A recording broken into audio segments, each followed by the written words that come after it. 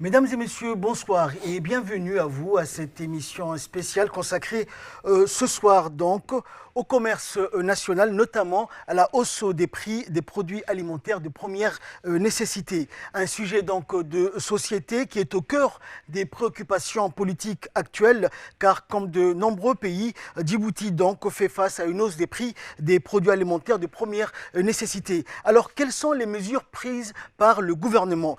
Quels sont également les mécanismes d'application de ces prix? Le stock stratégique donc également des denrées alimentaires disponibles ici à Djibouti, ou encore sur les prix des denrées alimentaires. Telles sont les questions auxquelles vont tenter de répondre nos invités ce soir. Il s'agit donc du secrétaire général du ministère du Commerce et du Tourisme, M. Ali Daoud. Bonsoir, monsieur le secrétaire général. Et également à ma gauche, M.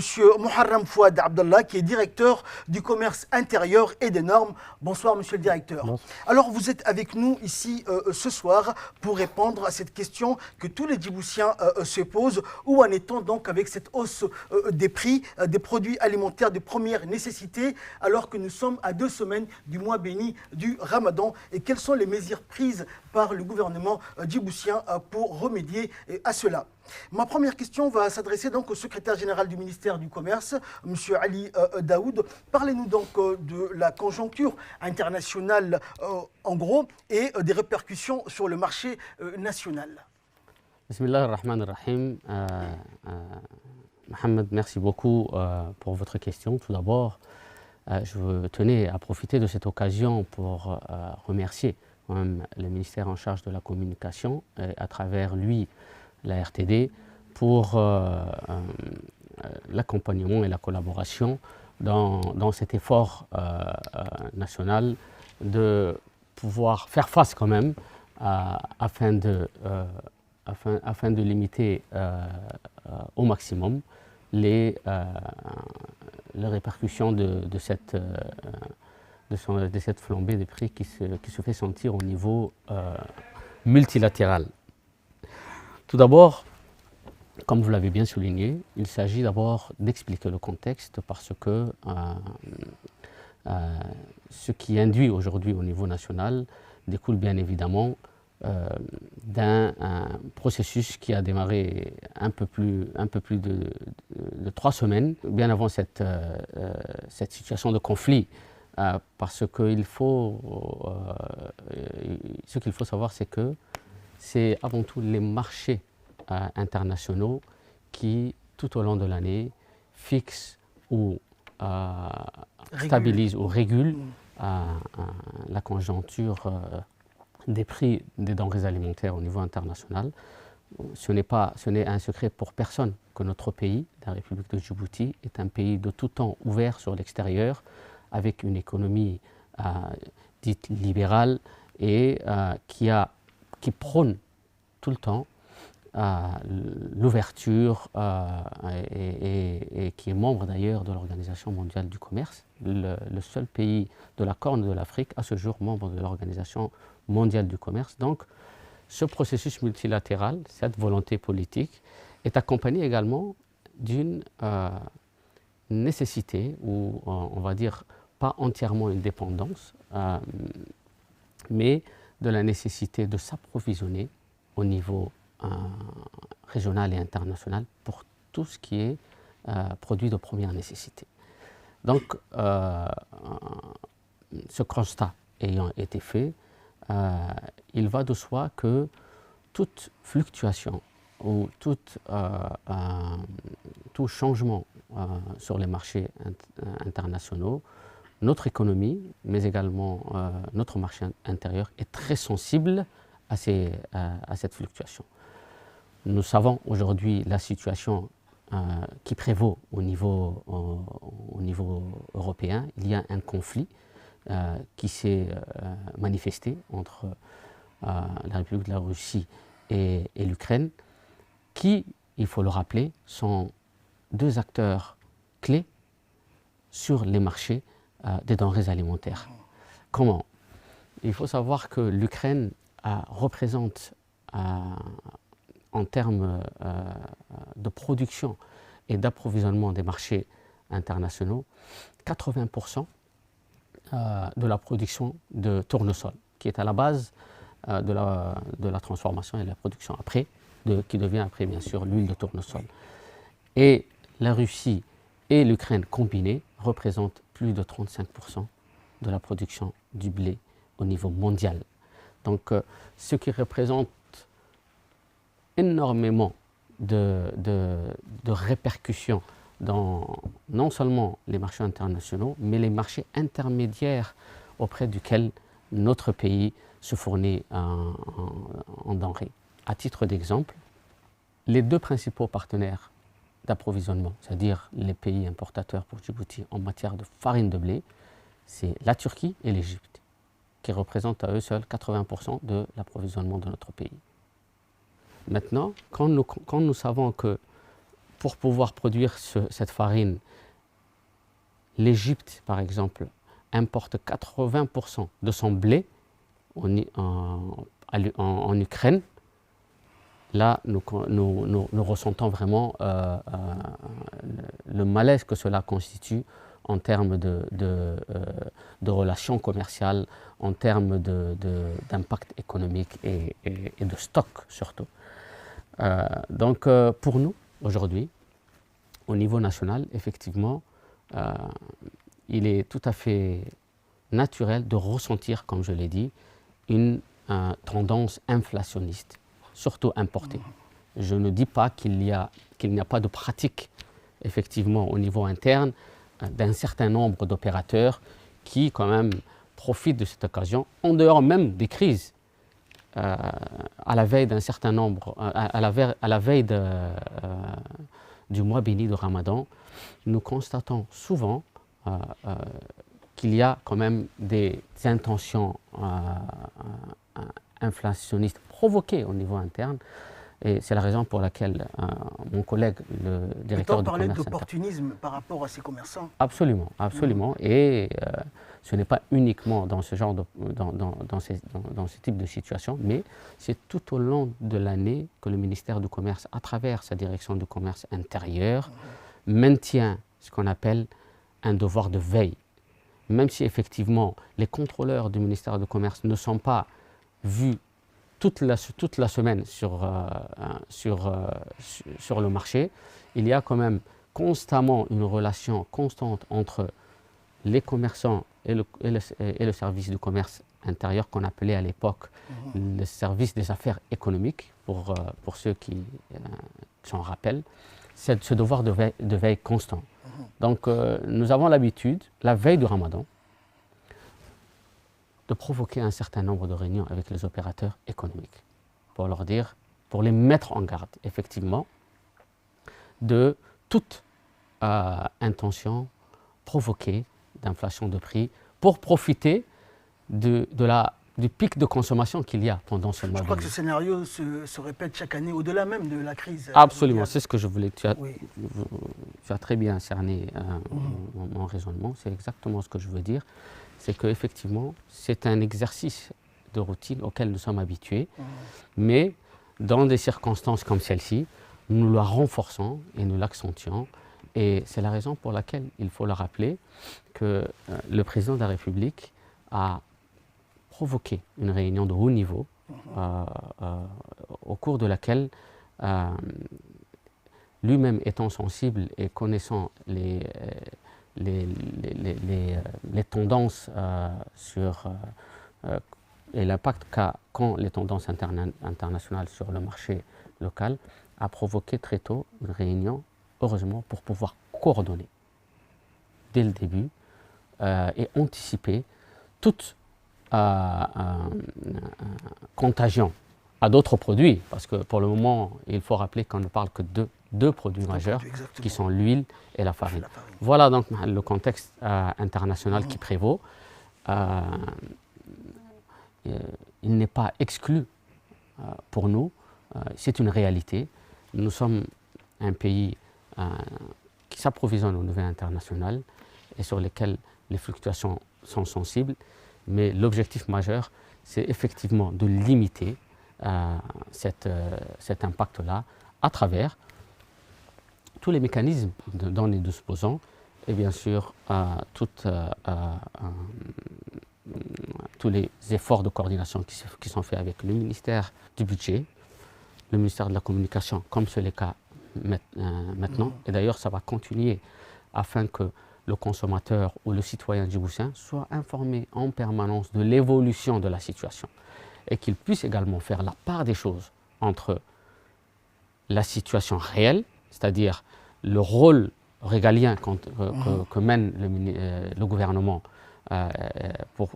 afin de limiter l'impact sur le pouvoir d'achat des ménages djiboutiens et tout ce qui est raconté en parallèle. Également une mise en garde pour les commerçants qui seraient tentés de profiter de ce genre de situation. Absolument. Exactement. Merci, monsieur le secrétaire général. Donc, vous avez bien fait de rappeler la réunion du 10 mars dernier qui a été présidée par le chef de l'État et qui portait justement sur la hausse des prix des produits alimentaires de première nécessité. Alors, le gouvernement djiboutien, avec à sa tête le chef de l'État, a assuré donc que le gouvernement était bien décidé à en faire un sujet de première importance et fera tout pour veiller à la stabilité des prix. Alors, monsieur le directeur du commerce intérieur et des normes, monsieur Moharram Fouad Abdallah, pouvez-vous nous parler concrètement des mesures qui ont été prises par le gouvernement pour remédier justement à cette situation? Bismillahirrahmanirrahim. Merci monsieur Ahmed pour la question. Je voulais profiter de cette occasion pour tout d'abord remercier la RTD pour cette opportunité qui nous a été offerte afin d'informer la population sur la problématique de la hausse de prix. Comme vous venez de le dire, le chef de l'État a présidé une réunion la semaine dernière, une réunion de haut niveau sur la question de flambée des prix. À l'issue de cette réunion, des directives nous ont été données au niveau du ministère du Commerce pour trouver les voies et moyens pour stabiliser les prix de denrées alimentaires afin de ne pas impacter le pouvoir d'achat des ménages djiboutiens à l'approche du mois béni de Ramadan. Comme le secrétaire général venait de le dire, il s'agit en fait de deux produits pour le moment. Concernant l'huile de palme qui est produite à Djibouti, le ministère du Commerce a tenu plusieurs réunions de travail et de concertation avec les responsables de la société Golden Africa afin de trouver une solution pour maintenir les prix de l'huile à un niveau très bas. À l'issue de ces réunions, la société Golden a pris l'engagement de baisser les prix. Et de son côté, le gouvernement, sur instruction du chef de l'État, son Excellence M. Ismaël Omar Guelleh, a décidé, à l'approche du mois béni de Ramadan, de subventionner l'huile de palme en l'exonérant de TVA pour au moins 2 mois. Et concernant la farine, je voudrais ici rassurer la population que le ministère du Commerce a des prérogatives pour suivre quotidiennement les stocks de denrées alimentaires de première nécessité. La farine, elle est disponible et pour preuve, vous voyez à Djibouti que les premiers consommateurs de farine, qui sont les boulangers, à Djibouti, il y a toujours de pain qui sont produits. Il n'y a aucune pénurie, la farine est disponible. Et la semaine prochaine, il y aura plus de 100 conteneurs de farine qui sera disponible à Djibouti. Et concernant aussi la farine, nous avons activé la diplomatie avec les pays amis et frères pour doter notre pays d'un stock stratégique de 3 mois de farine. Donc il n'y a aucune raison que le prix de la farine augmente? Il y a certains opérateurs économiques qui ont voulu profiter de la situation pour augmenter les prix. Mais notre brigade de contrôle a fait son travail. On les a tous sanctionnés sévèrement. Donc tous les profits qui ont essayé de collecter ont été reversés au trésor public. Pour revenir à la question, également concernant les hydrocarbures, le gouvernement a pris des mesures aussi. Donc la structure de prix des hydrocarbures a été publiée le 13 de ce mois-ci. Il n'y a aucun changement sur le prix du kérosène, du gasoil et de l'essence. Voilà, je vous remercie. Alors, revenons donc sur le mécanisme d'application des prix, monsieur le secrétaire général. Bon, tout d'abord, il y a lieu de rappeler que pour le ministère du Commerce, ce n'est pas une conjoncture exceptionnelle comme celle que nous vivons au niveau international aujourd'hui, qui fait réagir le département et c'est un travail qui est quotidien au niveau de la direction du commerce intérieur et justement comment se constitue le mécanisme de contrôle. Il faut savoir tout d'abord que notre département publie chaque mois ce qu'on appelle une mercuriale des prix des produits de première nécessité, qui est quand même à la base de ce devoir de veille du ministère du Commerce pour suivre les tendances des prix au niveau national surtout et alerter en cas justement, comme c'est le cas actuellement, en cas d'éventuelle inflation importée. L'élaboration de cette mercuriale suit un processus bien déterminé. Je pourrais peut-être laisser les détails à mon collègue Muharram, mais quand même dire que c'est un processus qui démarre dès l'arrivée du produit sur le territoire national, c'est-à-dire à la porte, lorsque l'importateur se présente avec ses documents d'importation au niveau de l'administration fiscale qui est la douane, avec lequel nous avons une très étroite collaboration et auprès duquel nous avons même un bureau qu'on appelle une cellule de l'homologation des prix qui a été instituée par arrêté par le président de la République justement pour garder un œil constant et sur ces 5 ou 6 produits de première nécessité. Et je pourrais peut-être donner l'occasion à mon collègue d'expliquer comment le processus d'élaboration de cette mercuriale et quel est son objectif pour non seulement le consommateur, mais également l'opérateur économique qui, à travers cette mercuriale, même ses marges bénéficiaires sont fixées sur la base des documents d'importation, à savoir la facture, le lieu de provenance de la marchandise ou encore la spécificité de la marchandise. Parce que si l'on parle de riz ou de farine, il faut savoir que certains consommateurs disent « mais celle-ci, comment ça se fait que là-bas, dans telle boutique, c'est moins cher que l'autre » Des fois, la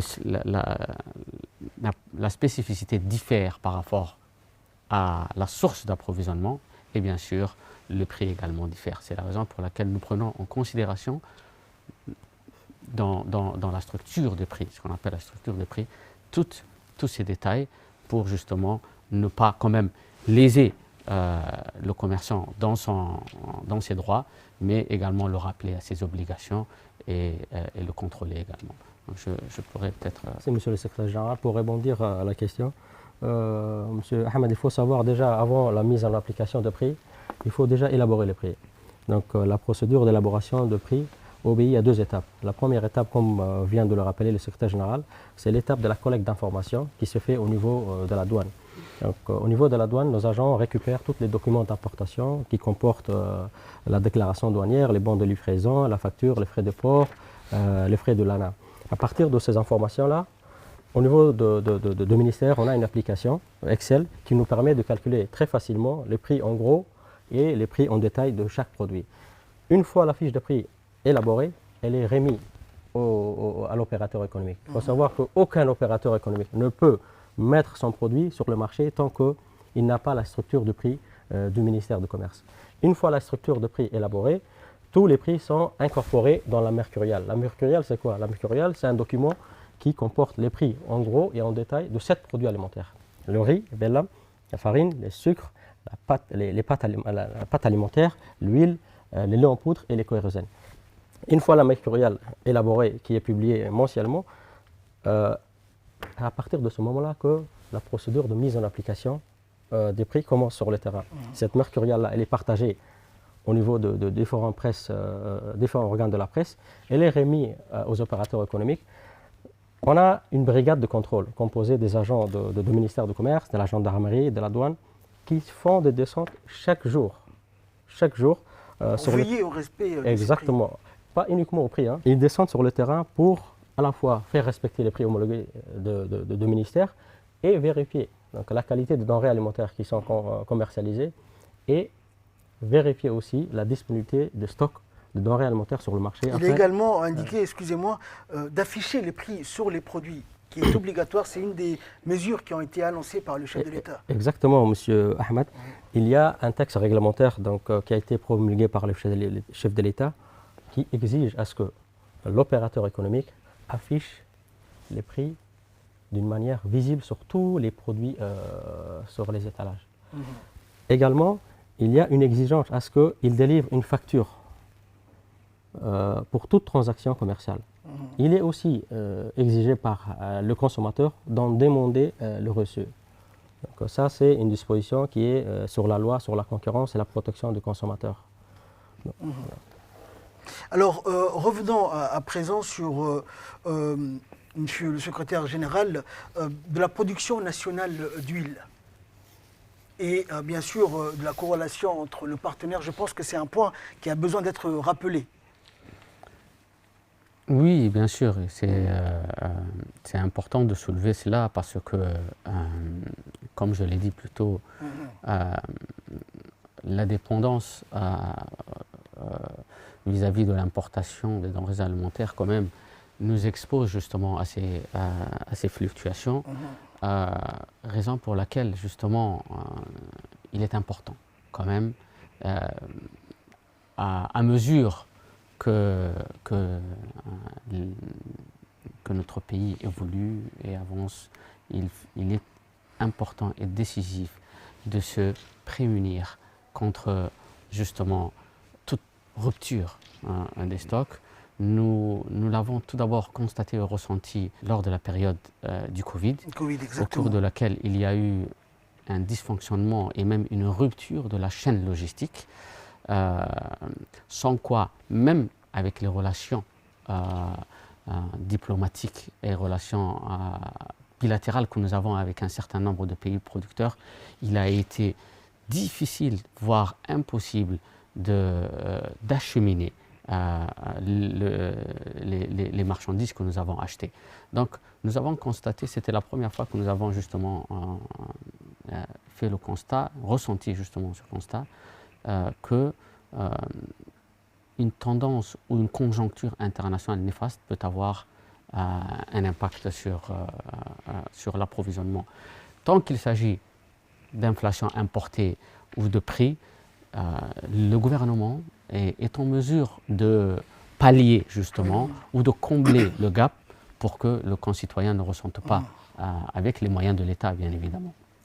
Mais les ruptures est beaucoup plus dangereuse et néfaste. On parle là de pénurie. Pénurie, voilà, de pénurie. Exactement. La pénurie est plus néfaste et ça crée un sentiment de panique comme cela a été constaté en période Covid. Heureusement que nous nous y sommes pris assez tôt pour pouvoir approvisionner et même un navire a été acheminé avec les moyens de l'État pour ne pas ressentir sur une longue période de la rupture. Donc, je reviens à votre question.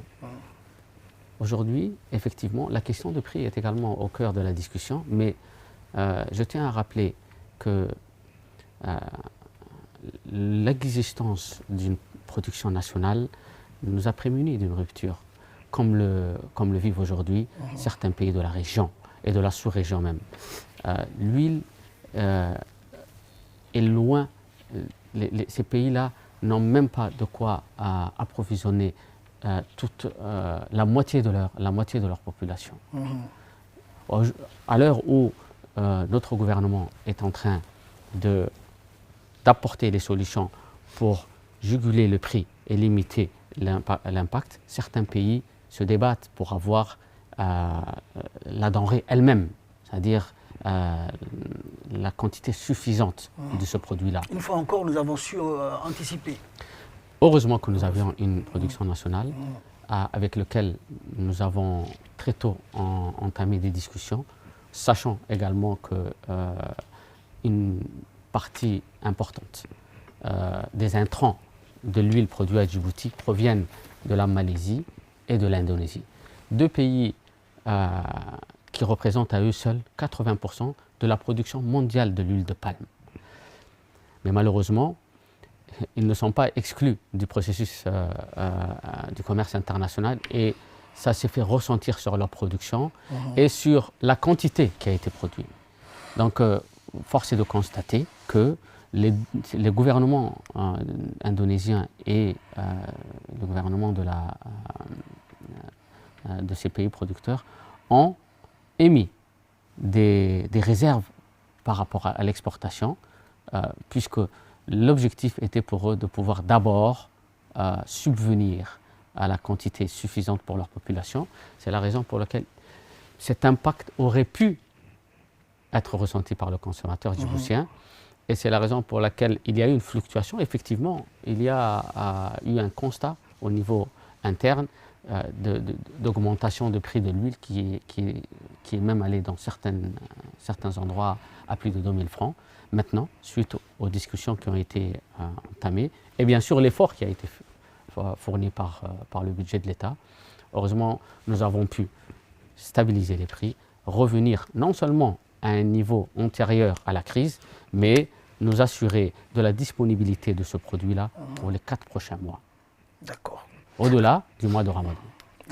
Alors pourquoi l'huile produite à Djibouti revient-elle chère? C'est la raison pour laquelle, c'est à cause de l'intrant. Absolument. Déjà, il y a lieu de le rappeler, mon collègue va me compléter, que s'il y a un produit qui a connu depuis le Covid une hausse constante, c'est l'huile. La FAO ainsi que d'autres organisations qui suivent de près les marchés internationaux ont tiré la sonnette d'alarme par rapport à cette augmentation constante.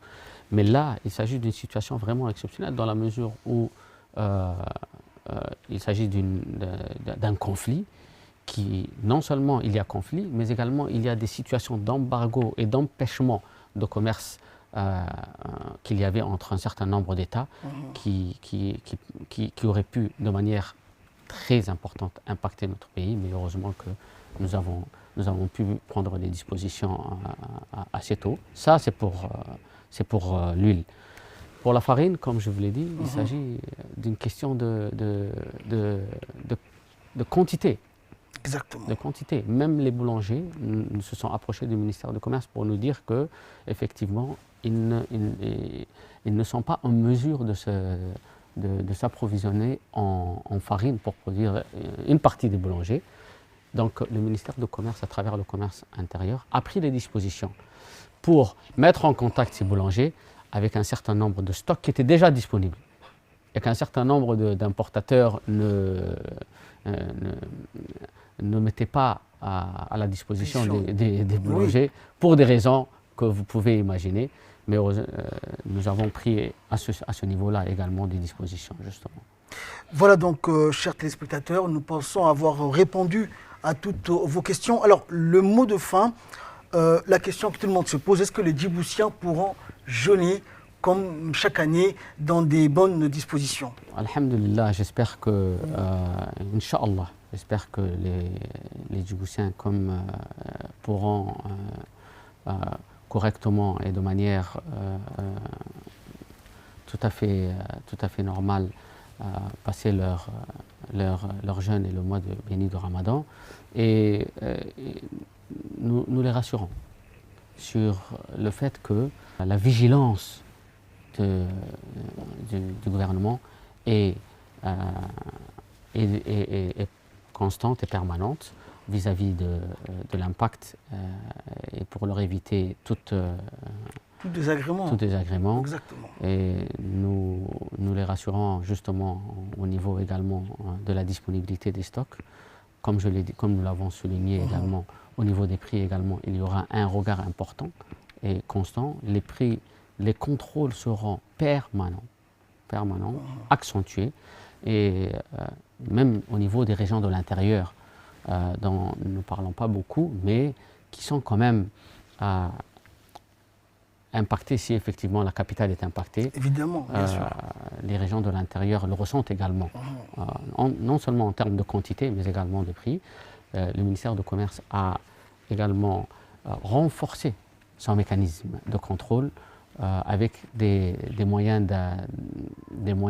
conséquents qui nous ont été mis à disposition suite aux instructions donnés par le chef de l'État.